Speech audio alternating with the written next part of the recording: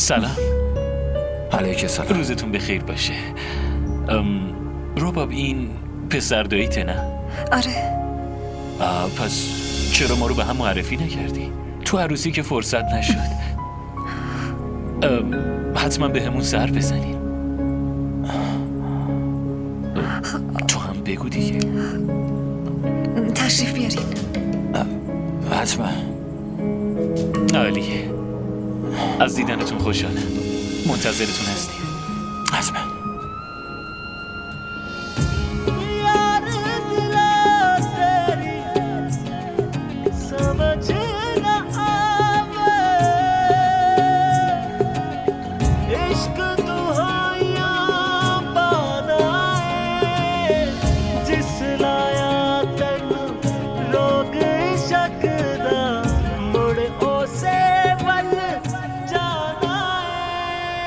इसकी टीस उठे है दिल में, दिल का दर्द न जाए,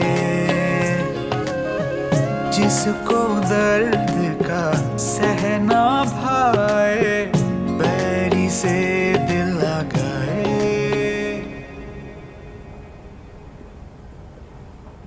کار خیلی خوبی کردی که اومدی پسرم. الان فهمیدم که چرا آدم از سورپرایز خوشش میاد. اما اگه از قبل بهم خبر میدادی غذای مورد علاقت رو برات درست میکردم. اگه خبر میدادم غذای خوشمزه تری گیرم میومد. ولی شما دیگه سورپرایز نمیشدین مگه نه؟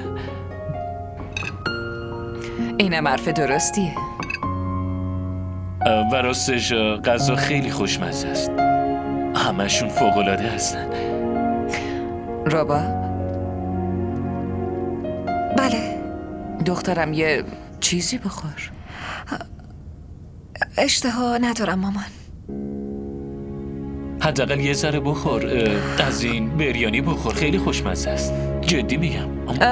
الان فهمیدم چرا رباب چیزی نمیخوره. غذای مورد علاقش اینجا نیست. الان برات درستش میکنم باشه؟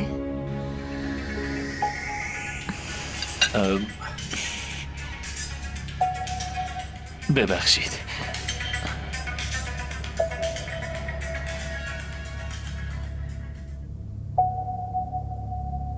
باز چته؟ چمه؟ تو کجایی؟ هوش و حواست کجاست؟ هیچ جا.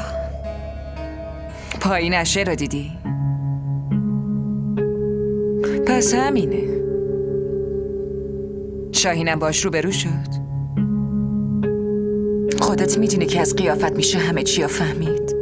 و اگه شاهین همه چی رو بفهمه میدونی که چه اتفاقی ممکنه بیفته. چی میشه؟ زندگیت از هم میپاشه. تو نابود میشی، درست مثل من.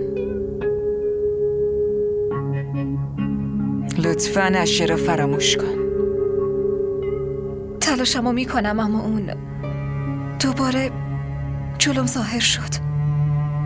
این رفتارم دست خودم نیست. راستش از عهدم خارج مامان. به شاهین نگاه کن عزیزم. خیلی پسر خوبیه. چقدر زود با هم خو گرفتیم. یه جوری رفتار میکنه انگار سالهاست همو میشناسیم. ببین عزیزم، لطفاً دیگه هیچ اشتباهی تو زندگیت نکن. و اگه با اومدن به این خونه عشه رو یادت میاد پس دیگه اینجا نیا و به زندگی خودت برس. لطفاً به شاهین هیچ وقت در مورد عشر چیزی نگو. فهمیدی؟ هیچ وقت. مرد همه چی رو تحمل میکنه، اما اگه تو گذشته یه زنش یه مرد دیگه باشه اینو نمیتونه هیچ وقت تحملش کنه.